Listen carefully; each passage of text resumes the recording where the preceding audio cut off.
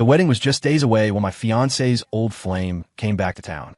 Julian Vance, her childhood friend, the one that got away, showed up at our rehearsal dinner dressed in a tailored suit that probably cost more than my first car. He walked straight to Chloe, took her hand, and said, "Chloe, run away with me." I decided to make it easy for them. Stepping forward, I took the microphone from the flustered event planner. "Folks, a slight change of plans. Let's give it up for the happy couple." Instead of running into his arms, Chloe spun around and slapped Julian square across the face. Then she turned to me, her eyes red-rimmed and furious. "Ethan Clark, who the hell are you giving me away to?" I'd rarely seen Chloe look so vulnerable. She was panicked, grabbing my arm with a desperate strength. Her perfectly manicured nails dug into the back of my hand, leaving little white crescent moons on my skin. Julian, still stunned, cupped his reddening cheek. "Chloe," he stammered, his voice filled with disbelief. "You hit me. For him." Chloe ignored him. I, on the other hand, offered Julian an apologetic smile. "Sorry, man. Bad timing. She's been on edge all week. If you were going to crash this thing, you should have done it before she spent 3 months micromanaging every single detail of her dream wedding." Chloe's voice cut through my thoughts, low and dangerously calm. "Ethan, look at me. You don't want to marry me?" After 6 years together, I knew that tone. That was her "I'm about to burn the world down" voice. I didn't dare meet her eyes. "Isn't this what you wanted?" I said with a shrug, trying to sound casual. Julian's face was a mess. A thin scratch from Chloe's ring was starting to well up with blood, making him look more like a B-movie villain than a romantic hero. It struck me then that he looked completely out of place next to Chloe, who was practically glowing tonight. Her voice softened unexpectedly. "What about the Northside property? And the company shares we agreed on every month? You don't want those anymore." "I do." My head snapped up, my eyes locking onto hers with genuine passion. Nobody turns their back on that kind of money. The heartbroken hero role definitely wasn't for me. To understand any of this, you have to go back to how Chloe and I first met. Chloe Davenport had always been campus royalty, the untouchable daughter of the Davenport dynasty. I was just another face in the crowd. Our worlds collided at the senior formal after graduation. She wore a floor-length red gown, her hair swept up in an elegant twist. Just by standing there, she owned the entire room. My buddies were practically drooling. During the slow dance, they shoved me forward, snickering. "Too bad Julian Vance isn't here," one of them muttered. The name gave me pause. I'd heard it 1,000 times around campus. Julian Vance, the piano prodigy who'd left for Juilliard and then Europe. People always said I had a passing resemblance to him, Chloe's long-gone sweetheart. Maybe the resemblance was strong enough. Across the crowded ballroom, Chloe's eyes found me. She moved toward me with a slow, deliberate grace, a faint scent of champagne preceding her. Her long, cool fingers traced the line of my jaw, and for a second, the world tilted on its axis. "There you are," she said. "Every guy in college has that fantasy. The regular dude who gets swept up by the rich, beautiful girl and lives happily ever after." I didn't ask her who she'd found. She didn't say who she was pretending I was. We exchanged numbers, and just like that, it started. Chloe was 2 years older than me, a smart, sophisticated woman who was already navigating the brutal world of startups. We connected over the struggles of building something from nothing, and her insights into business operations were brilliant. We talked constantly. I'd tell her about the stupid, funny things that happened in my day, and I loved listening to her laugh or sigh, offering considered advice I hadn't even known I needed. We discovered we had the same weird tastes. We both loved ridiculously spicy hot wings, played tennis on weekends, and dreamed of traveling the world. I never dared to ask her to her face. One night, over the phone, I finally worked up the courage. "So, people always say I look like your old friend Julian. As the expert, what's your take?" There was a pause on her end, followed by a low, throaty laugh that sent a jolt right through me. "You're not like anyone else, Ethan," she said. I was young and full of it. It was ridiculously easy to fall for a woman who felt like my other half. 6 years of smooth sailing had made me complacent. I'd almost forgotten that I was just the stand-in.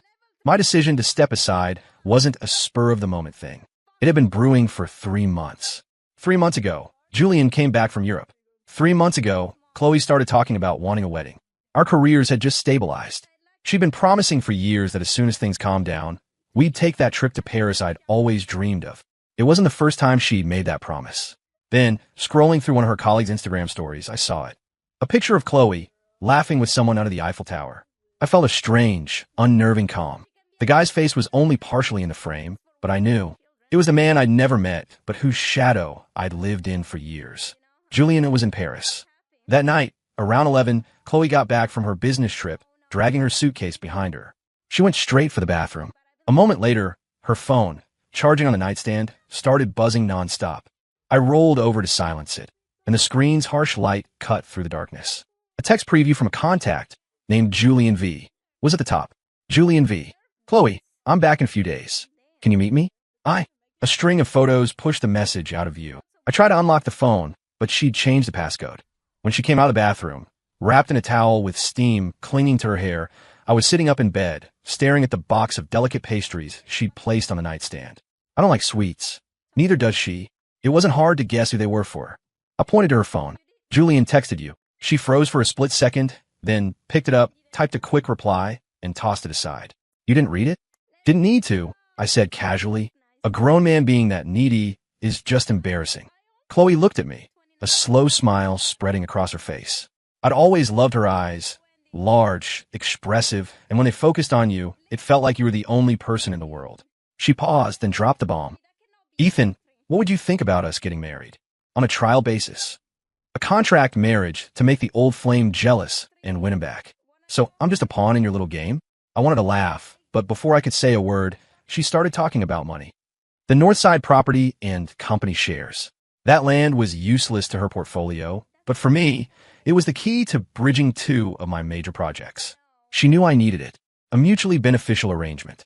Our teetering relationship was suddenly propped back up on a foundation of cold, hard cash. Seeing the barely concealed excitement on my face, Chloe added, and after the wedding, we don't interfere in each other's personal lives. I agreed so fast it was probably indecent. Who needs love when you can have a real estate empire? From now on, I'd be calling her boss. As if reading my mind, she laughed, a hint of resignation in her tone. Let's skip the boss part. You're my husband. In the end, it was just a business merger with vows. Now that the main shareholder was back, it was time for me to step down. Still, a contract is a contract, especially when your benefactor has been very clear about the terms. The guests at the dinner were in an uproar. Julian just stood there, all the sophisticated grace of a world-class pianist completely gone. Feeling a little sorry for him, I handed him the MC's cue cards. Here, you can host my wedding for me. Chloe's eyes darkened. She stared at Julian's face, which was now the color of a ripe plum, and said coolly, Are you an idiot? Don't you know that crashing a wedding and trying to coerce a bride is interference with marital freedom? That's a felony. You should have tried to poach her in private, I added silently. She shot me a look that said, You're not helping. The Davenports and the Van Cess were major players in Chicago. What Julian did tonight would be all over the gossip blogs by morning, embellished and exaggerated. Childhood sweethearts reunited at dramatic wedding showdown. I couldn't help but be a little impressed. The rich really do love their drama. The party finally wound down late. As the last of the guests trickled out, I pulled out my phone to get a lift and saw this storm of notifications. The Vance family's PR team was no match for this kind of viral mess. Julian was rapidly being cast as the tragic, jilted lover in a drama he'd written himself. My own Twitter account had gained 10,000 followers overnight. The comments were vicious, but hey, it wasn't costing me any money. At Orchid Lover 92, get a life, dude. He's the other man. At Chi-Town Watcher, is your talent as limited as your screen time in her life? At Julian Fan Club. Why isn't Chloe saying anything? What user? Julian was waiting for you, and you just get married to some rando. I was half carrying a completely wasted Chloe, scrolling through the comments with my free hand. I felt a surge of righteous indignation on her behalf and typed out a reply. At Ethan Clark, Hey guys, I'm just the stand-in. Go easy on her, all right? Chloe, slumped against my shoulder, blinked her hazy eyes open and gave me a complicated look. You're just impossible, Chloe mumbled. She'd been drinking all night and finally couldn't hold it anymore, leaning against me and getting sick in the bushes outside the venue. It wasn't that I was impossible. I gently wiped her mouth with a handkerchief and sighed. In the first couple of years of building my company, I'd run myself ragged. Too many late nights, too many drinking meetings with clients. I ended up with a chronic stomach issue that never quite went away. Chloe banned me from drinking. She was always meticulous about my health, yet somehow completely oblivious in other ways. The ride home was quiet. She was completely drunk, staring at me with the kind of wounded expression you'd give a cheating husband. Ahem. Anyway, I'll take care of the online stuff, she slurred. I mumbled a thanks. Good. Save me a PR headache. You don't care. Don't care about what? The PR bill? I definitely cared about that. I glanced over at her, but Chloe had finally succumbed to the alcohol, her head lolling to the side as she fell asleep. The streetlights painted long, lonely stripes across the road. The car was warm, but a familiar, sour feeling began to rise in my chest. I'm not a sentimental guy, but no one could just turn off their feelings like a switch. The lift dropped us off at our condo. We'd bought it together. She'd picked the decor, overseen every detail of the renovation. Maybe it was because our tastes were so similar, or maybe it was because her tastes were so similar to Julian's. Before leaving the party, I'd gotten Julian's number and added him on Instagram. A quick scroll confirmed it. A post from 3 months ago showed that Chloe was, in fact, in Paris with him. Her warm breath ghosted across my neck, but a chill went through me. The wedding band on my finger suddenly felt heavy and foreign. I laid her down on the sofa, slipped the ring off, and placed it on the coffee table. Chloe's eyes fluttered open. She looked at me and gave a silly, dreamy smile, mumbling something incoherent before passing out again. I leaned in closer to hear what she'd said. "I found you." "Found who?" "Found what?" I sat down next to her and picked up her phone. Her new passcode was our wedding date, which also happened to be Julian's birthday. See, he should have crashed the wedding earlier. He could have had the girl and a birthday party. Instead, he was stuck at home, staring at his phone. Her screen lit up with another message. As her new husband, I felt it was my duty to inform my sleeping wife. "Honey, you got a text," I whispered before swiping open the screen. "Pin chat. Ethan Red Heart Fireweight." The text was from Julian. Julian V. "Chloe, have you really made up your mind?" Julian V. "He's just a substitute. Why is it okay for him, but not for me?" What a moron. Julian V. "It's my first birthday since I came back. You're not going to spend it with me? I know you're not really drunk." I glanced at the passed-out woman beside me, then back at the screen where the typing bubble appeared and disappeared. So much drama. I scrolled up, finally seeing the full context of the message I'd glimpsed earlier. Julian V. "Chloe, I'm back in a few days. Can you meet me? I know you're getting married, but can you just wait? Wait for me." Chloe D. "No." So ruthless. I took a sharp breath, having reached a stunning conclusion. Chloe Davenport was an absolute player. "You talk so much." Chloe mumbled, sitting up groggily. My hand, still holding her phone, trembled. The scent of champagne washed over me as she leaned against my back, her warm skin pressing against my spine. She reached around, her hand finding mine, and frowned. "Where's your ring?" I fumbled to put her phone down and grab my ring from the coffee table, but she was clinging to me so tightly I was afraid she'd fall. In my haste, I accidentally knocked the ring off the table. I watched it bounce once before disappearing under the media console. Chloe sighed softly in my ear. "If you don't like that one, we can pick out a new pair tomorrow." Her voice was soft, with a note of genuine hurt. Chloe wasn't the type to pout or play cute. I was certain she was blackout drunk. "I'm not Julian," I said, then added for good measure. "And I'm not any other guy either." Drunk Chloe was surprisingly direct. She looked at me and nodded seriously. "I know you're not. You're my husband, and the father of my child, right?" "Wait, what? What child?" I knew I was wearing a metaphorical dunce cap, but was it a family-sized one? I whipped my head around to look at her. She just shook her head, an innocent smile on her face.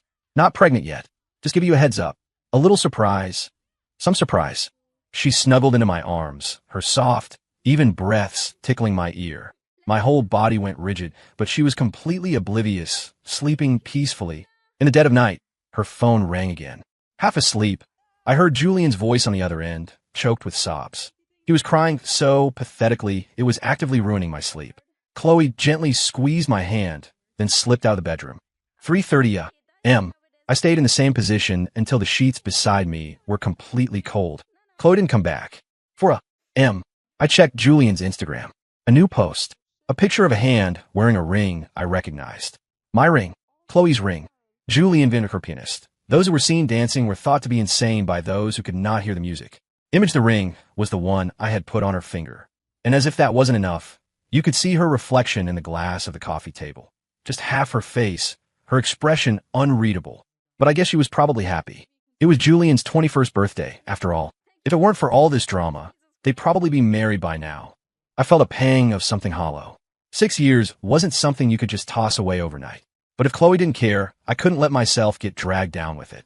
She didn't come home all night. I was too stubborn to sleep, staring at the ceiling until dawn. When she finally walked in, she was wearing a different outfit, a crisp professional power suit. I was sitting on the sofa, and our eyes met. "You're back," I said. She nodded, walking over and smiling down at me. Did you miss me? I didn't answer. Instead, I reached for the cold takeout on the dining table. She was on her period. I had a bad stomach. The spicy noodles were a weapon of mass destruction. Her gaze was intense. I put the chopsticks down. Mutually assured destruction wasn't my style. She saw right through me. Just say what's on your mind, Ethan. Stop with the build-up. Did you spend the night with Julian for his birthday? Chloe was visibly taken aback. She handed me the mug of hot water she just poured, then poured one for herself. No, she said slowly. I was looking for someone. I needed his help. Looking for that 6 feet 1 inch college kid who's shorter than me. She blinked, looking at me with genuine confusion. Classic, I thought. Total player. Can't even keep her dates straight. The guy in the white shirt who was at your office last week. I clarified. Chloe suffers from the cold, and she always takes some awful herbal stuff before her period. I was dropping it off for her that day when I saw him. A kid who looked like he had schemes brewing behind his innocent college boy eyes. He got in her car, a car I'd bought her as a wedding present. I'd never forget that car. 20 minutes later, he got out, his face pale as a ghost. Chloe's expression turned serious. You're my husband, Ethan. There's no one else. Bullshit. I stared at the cup of ginger tea she was holding out to me. You don't even remember, I hate ginger. She pushed the cup closer. It's to warm your stomach. Drink it. Be good. I stared in her smiling eyes and chugged 3 full cups. The next morning, tasting nothing but ginger, I decided it was time to give Chloe a little shock of my own. It had nothing to do with the tea, of course. A few days earlier, Chloe's mother had cornered me and offered me $5 million to leave her daughter. I thought I was dreaming. Had my moment finally come? Before you two are legally married, be smart and walk away, she'd said. Not enough? Fine, another $5 million. She slapped a black card on the table, then snatched it back with a pained expression before sighing dramatically. I sighed right along with her, mourning the lost $5 million. Ethan, my dear, she said, her tone softening. It's not about the money. Julian's reputation is in the gutter right now, and I'm worried he might do something crazy. You need to lie low for a while. I wanted to say I wasn't some damsel in distress from a romance novel, but then I glanced out the window and saw a car that looked suspiciously like Julian's peeling out down the street. Okay, ma'am, I appreciate the sentiment. I'll go. I took the original $5 million, booked a flight that same day, packed a bag, and flew to Paris. Chloe, who had promised to give me an explanation today, had gone to the office early. She had back-to-back meetings. I left a series of heartfelt sticky notes all over the apartment, my handwriting a chaotic scrawl. The first text she sent me when she got home was a complaint that she couldn't read my chicken scratch. Chloe D. Where are you? Ethan. If the world was a group chat, I'd leave. Sat_cat. JPG Ethan. Paris. Chloe D. Are you dying? Ethan? A second later, a FaceTime call came through. I was lounging on a beach chair, sipping a smoothie and soaking up the sun. On her end, the screen was dark, lit only by the passing streetlights. She was driving, glancing down at me between turns. Are you drinking something cold again? Nope. I casually moved the iced smoothie out of the frame. What kind of illness is it? Stomach cancer? Something else? Wow, I get to choose. Her expression hardened, her voice trembling slightly. How many months do you have? I told you to stop reading so many cheesy romance novels. Chloe arrived faster than I could have imagined. As the clock struck midnight, she was knocking on my hotel room door. The cool moonlight framed her silhouette. She gave me a weary smile and held out a thermos. Don't leave me, she said. Your stomach is a mess. I'll make you chicken broth. Sometimes, I seriously wondered if her brain had been replaced by a romance novel algorithm. She looked exhausted, still wearing the suit she'd left for work in that morning. I want to get her a glass of water. She just stood in the entryway, her gaze fixed on me. What do you want to ask? I said, fiddling with the glass to seem casual. She studied me for a long moment. You really don't have cancer? This was going to take a while. I pulled up my last 6 months of medical reports on my phone. She took it and scrolled through them, page by page, reading more carefully than she'd ever read my business proposals. I stared at the top of her head. Was she worried that if I died suddenly, my company shares would go to someone else? Not a chance. They could carve it on my tombstone, along with my height, so people wouldn't step on my feet. I'm not obsessed, but I'm 6'2". Chloe's hand was trembling slightly as she handed the phone back. Let's just call this an early honeymoon. Want to go to the Eiffel Tower tomorrow? I ran my thumb over the side of the glass and nodded. Okay. The blade hanging over my head swayed, but it didn't fall. I used to think we'd have our big, dramatic confession of love on some foreign street. Now, I was just hoping we could have a normal conversation about tomorrow. How many tomorrows did we have left? Chloe was never one to spoil a mood. For the next few days, she actually turned off her phone notifications and joined me in a series of pointless, wonderful activities. She was a shark in the boardroom, but she never turned that sharpness on me. In her personal life, Chloe was one of the kindest people I knew. If Julian hadn't come back, I think I would have been perfectly happy to live my life with my eyes closed. We walked under the moonlight and held each other in front of the Eiffel Tower. A violin played somewhere nearby. I tucked a stray piece of hair behind her ear. I want to ask for a kiss. She read my mind. A faint smile played on her lips. Does my husband need to give me advance notice for something like that? Her breath hitched, and my heart hammered in my chest. I pulled her close and gave her a long, slow kiss. When we broke apart, her eyes were hazy, her red lipstick smudged. I was completely captivated, leaning in for another. A small tug on my pant leg broke the spell. I looked down and met the wide blue eyes of a little blonde girl. "Mister, will you buy the lady a rose?" Chloe turned, slightly annoyed, to look at the girl. The little girl's eyes went wide. "Hey, you're the lady from last time." "Oh, but you with a different mister this time." The magic shattered. My good mood evaporated. I covered my ears and looked at Chloe, feigning ignorance. "I don't speak French." The little girl pulled a crumpled photo out of her pocket, looked from my face to the picture, and then suddenly turned and ran away. A face-blind kid, my perfect secret agent. Chloe and I stood there in stunned silence. "Do you want to know why I was in Paris 3 months ago?" she asked suddenly. I couldn't meet her eyes, missing the clear, steady look in hers. I'd figured we'd have this conversation eventually, maybe over coffee on a quiet afternoon, or at the dinner table one night. I just never knew how to start it. She, of course, was different, decisive, brutal. The dream was over before I'd even had a chance to enjoy it. The theme song to my breakup was already playing on a loop in my head. I looked up at the sky, calculating how long the $5 million from her mom would let me wallow in self-pity. The city lights were coming on. All around us, people were in their own little worlds. Some were in love, some were just watching the scenery, and one was mentally digging a tunnel back to Chicago with his toes. The sound of hurried footsteps approached. The little girl was back, this time wearing sunglasses and carrying a bouquet, not of roses, but of bright red chili peppers. I waved her away. Did she really think a change of clothes would fool me? "Mister," she said out of breath, "the lady next to you sent these. She wants to wish you a happy marriage." Chloe took the fiery bouquet and held out to me. "They're from that specialty farm outside Chicago. Your favorite." My eyes started to burn. I let out a massive sneeze, pushing the peppers away. In the glow of the tower, Chloe was still breathtakingly beautiful. She smiled. "I ordered these 3 months ago. Happy wedding, Ethan." Then she added, "Can we go home and talk?" I nodded numbly. The moon was a sliver in the sky. I stared at our shadows on the pavement, merged into one inseparable shape, and felt a strange, unbidden joy.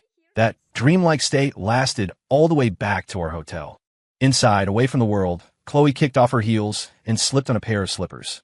The soft, shuffling sound stopped beside me. I was sitting on the sofa, still clutching the chili peppers, tears streaming down my face from the spice. Chloe took the peppers and set them aside. She leaned in close, her eyes locked on mine. I realized then that Chloe often looked at me with that same direct, intense gaze, a gaze I usually dodged. "You know you're always dodging me, don't you?" she said, a laugh in her voice. I froze. "What?" She leaned in closer, surrounding me with her familiar, clean, woody scent. It was the perfume I'd complimented 6 years ago, and she'd never worn anything else since. I had nowhere to retreat. Her cool hands cupped my face. "So, I've been waiting for you to fall in love with me, and you've been waiting for me to cheat on you?" The sheer amount of information crashed my post-college, dial-up speed brain. Chloe was now squishing my cheeks playfully, and I could only manage a muffled, "Huh." She sat back, looking at me with an expression of academic curiosity. Isn't this the plot of all those billionaire romance novels? The whole unrequited love, marriage of convenience, turns into real love thing. No, I was genuinely horrified. "You need to stop reading those books." She considered this for a moment. "Back in college," she said, "I suddenly started hearing your thoughts." She put a finger to her lips. "Some of them. I'll spare you the details." My brain did a series of frantic loop-de-loops. I felt like an old farmer who'd spent all day tilling a field under a blazing sun only to realize he was on the wrong plot of land. I shakily reached for her hand, our fingers intertwining. "So, you know I can skip a stone 15 times in a row." Chloe nodded. "And that you once sank 5 3-pointers in a row. A soulmate." She looked down, a smile playing on her lips. "If I could have heard you sooner, things might have been even more interesting." We talked all night. By the early morning, our voices were hoarse. I pulled her into a mock ceremony, making us swear a pact of brotherhood. Julian is just an old friend, she explained, pulling up her Twitter profile on her phone. I thought that since he was studying in Paris, he might know some interesting things to do. She shoved the phone in my face. The profile picture was a photo of us from college. A kiss under streetlight. Her latest tweet was a reply to my stand-in comment. At Chloe D replying to at Ethan Clark, "You're not like anyone else." She looked me in the eye and added, "Because I love you." The comment section exploded. A call from Julian came in almost immediately. My turn. Humming a triumphant little tune, I answered the phone for her, kicking my feet up. "Hello, you've reached the husband. What can I do for you, old flame bro?" There was a stunned silence on the other end. Julian's voice, when it finally came, was raw. "Let me talk to Chloe." "She's sleeping," I said, watching as Chloe expertly peeled a shrimp and popped it in my mouth. "You're still just a substitute." I chewed thoughtfully. "Uh-huh. Do you want to know what she came to see me for on your wedding day?" She asked me to help her find her high school crush. "Already found him, but thanks for the offer," Chloe said, leaning into the phone. She reached over and hung up before Julian could get another word out. Then she rested her head on my shoulder. I stroked the back of her neck. "So you have a lot of these substitutes, huh? What about that college kid who was shorter than me?" She shook her head. "No, it was only you. It was always you."